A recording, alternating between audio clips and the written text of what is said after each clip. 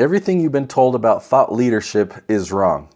Well, maybe not wrong, but terribly incomplete. So today it seems like everyone is talking about thought leadership. Everyone's posting thought leadership content.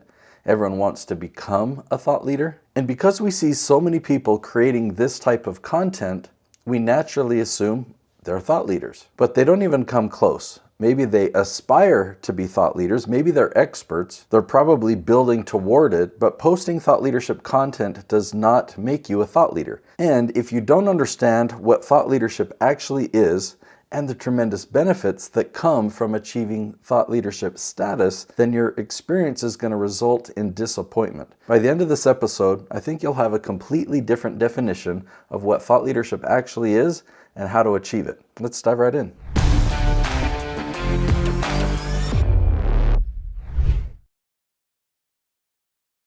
Let's start our conversation with PR.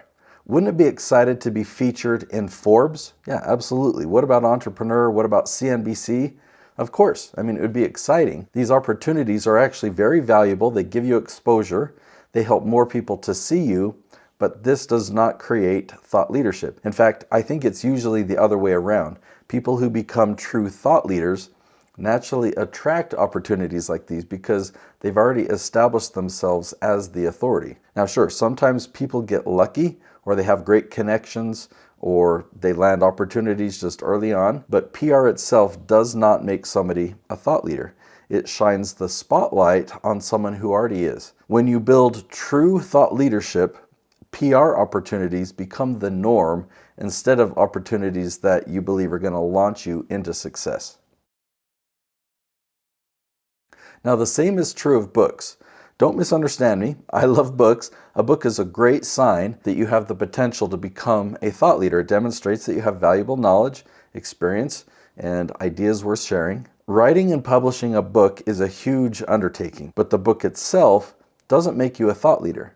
Now, a book is evidence of expertise. It can demonstrate level 1 expertise. It can even demonstrate level 2 experience. A book will teach what you've learned. It documents the journey that you've been on. It can explain principles that helped you succeed, but it doesn't make you a level 3 expert. And I'll explain why. A person reading your book can't get personalized feedback or coaching. So when they begin implementing what you teach, you're not there to advise them when they struggle. In your book, you can't recognize each reader's unique strengths and weaknesses and adjust your advice accordingly. A level 3 expert steps into the role of a coach or a consultant. So they don't just educate, they don't just train, but they actually help people achieve results. And that's the difference between education and transformation. So in your journey to become a thought leader, I absolutely do recommend writing at least one book. It'll open doors for you. It will establish credibility.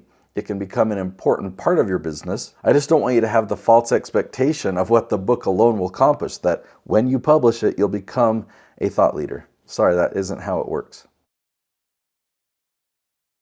Another misconception is that if you're just consistent on social media with thought leadership content, you'll become a thought leader. And sadly, that's not how it works either. The type of content that grows the fastest on social media is entertaining, or it's edgy, or it's funny, or it's timely, like trending content. That's the type of content that the algorithms reward, and you'll certainly get a lot more views with that type of content. Thought leadership content is different. Thought leadership content shares your expertise.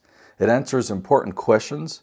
It creates real value. Now, don't misunderstand me. Posting thought leadership content on social media can be fantastic, but not for the reason that most people think. Thought leadership content on social media is wonderful, nurturing content. It can strengthen the relationships with the audience you already have. It reminds people why they trust you, and it keeps you top of mind, which is very valuable.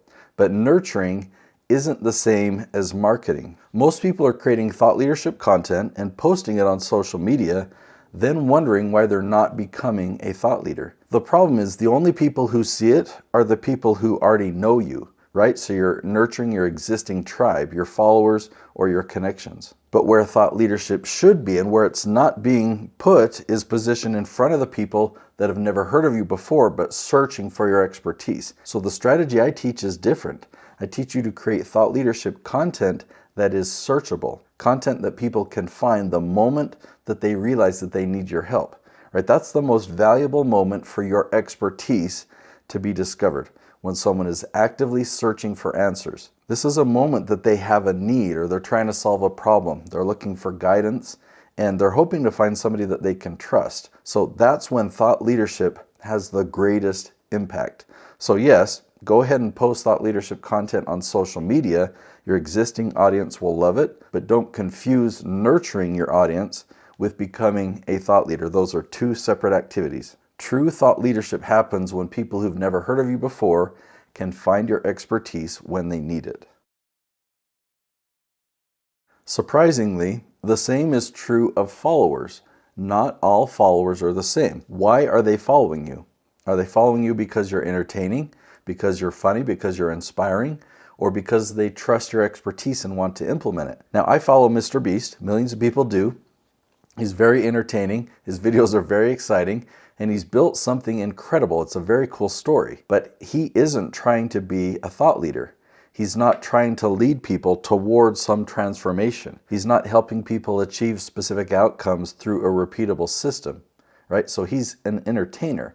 And there's nothing wrong with that, but it has nothing to do with thought leadership. So when you measure your followers, ask yourself, what kind of followers are they?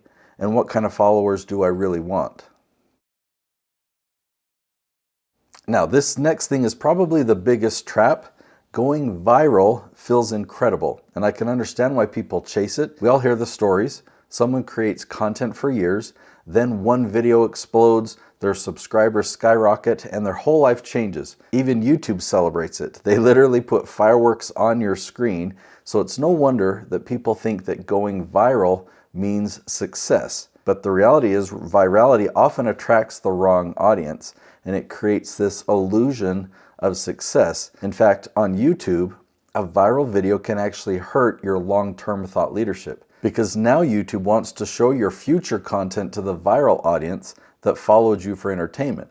Then when you publish content for your real dream clients, the new viral audience ignores it. And this really damages your channel and your audience. So virality is wonderful if your business depends on views, but if your business depends on trust and generating leads, then virality is often moving you in the opposite direction.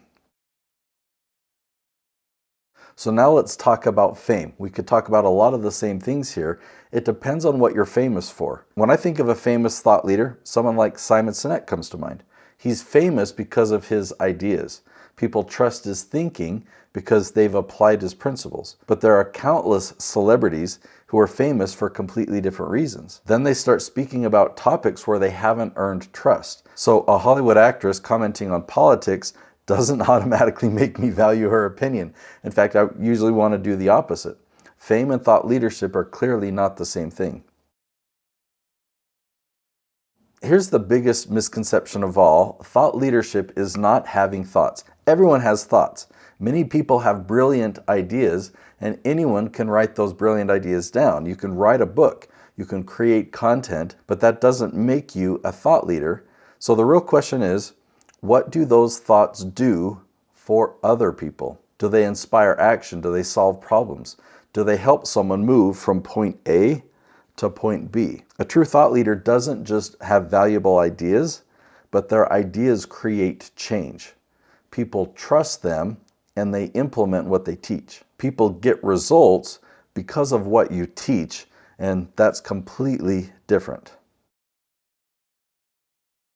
So if PR doesn't create thought leadership, if books don't do it, if social media doesn't create thought leadership, and even your followers don't create thought leadership, nor does virality or being famous, then what does? Well, here's my summed up definition. Thought leadership happens when people who need your expertise can find you, trust you, and experience transformation because of your guidance. That's what separates an expert from a thought leader. A thought leader isn't simply known.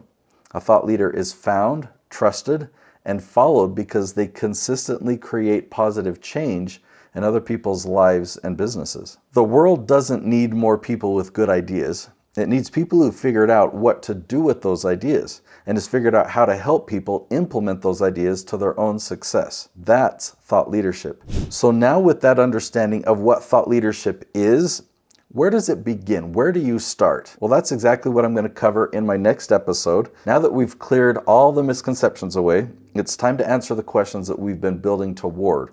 Where does thought leadership actually begin? I'm going to show you the process that I've used to help experts go from being virtually unknown online to being the go-to authority in their industry. And you'll learn why most experts work incredibly hard and never become thought leaders, and the one shift that will fix that. I'll show you multiple examples that you can see and understand all of this for yourself. So I'll see you there.